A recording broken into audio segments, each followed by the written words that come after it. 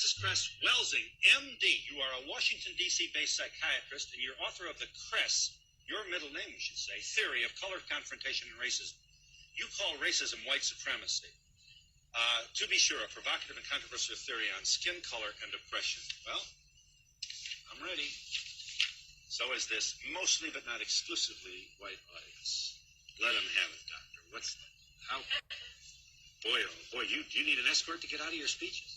No, now, let me just give you a little background. This paper was written approximately in 1969 and presented in 1970. It was written for a group of black psychiatrists who were looking at racism. Yeah. It was also written because as a psychiatrist and working in a hospital trying to treat black people and white people, but recognizing that the majority of the problems that black patients had in a psychiatric hospital, when you took a history, you would run smack into racism. So I knew I had to understand racism to help solve the mental health problems of black people. So out of my brain computer, putting in the question, why do we see this behavior? Why have we seen it for hundreds of years? So I thought about these two things, basically two facts, that even though the white population says that people of color are minorities, that it is the white population that is the minority on the planet. That's the reality you're saying. That's the reality. Yeah. That in spite of the fact that black people, non-white people have heard over and over again, you're genetically inferior because you are non-white. That in reality, white skin is a genetic recessive status, not as said by Francis Welsing. Meaning that if you and I were to have a baby, the baby would have color, and you make the contribution, and I don't. That white plus colored. Well, wait a minute. It's not Francis Welsing that is concerned about the disappearance of white. Ben Wattenberg just wrote a book, The Birth Dearth.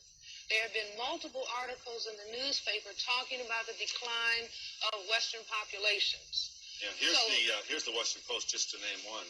We are a depopulation bomb, the withering of the Western world. Here, incidentally, this was the percentage of the West's population in 1900, the turn of this century, about 30%.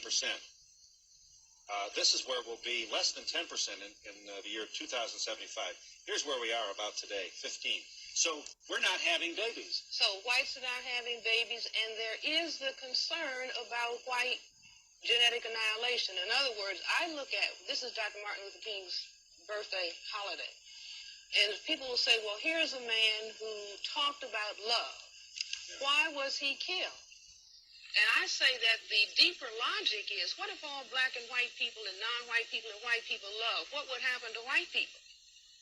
White would disappear. You see, just mix all of the people on the planet up together. If race didn't matter, or if color didn't matter, it follows with the jet plane. No, I'm not saying if it didn't matter. I'm saying that indeed if there was a mingling of all of the people, because the ability, okay, fine. Absence of prejudice. The ability, no, wait, don't confuse what I'm saying. I'm saying that if we mixed all of the people presently on the planet, stirred them up, the white freckle-faced people would be gone. Genetic recessive status would disappear.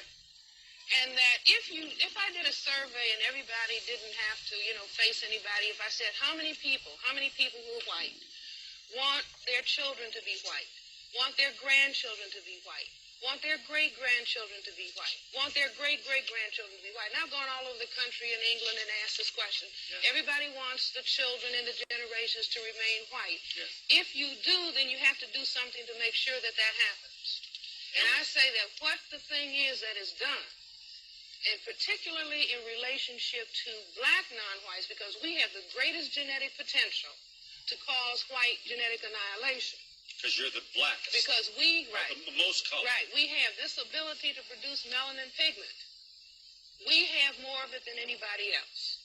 And so the most pressure is on black people. As a matter of fact, the black people learn, all non-white people over the world learn. If you're black, stay back. If you're yellow, you're brown, stick around. If you're yellow, mellow, white, right. I can go to England and the people can just say the same thing. Doesn't matter if you go to the Philippines. because there has been a confrontation of brown with white. Everybody knows the more pigment you have, the more pressure that is on you. Yeah. But they didn't understand why. I said the why is for the purpose of white genetic survival.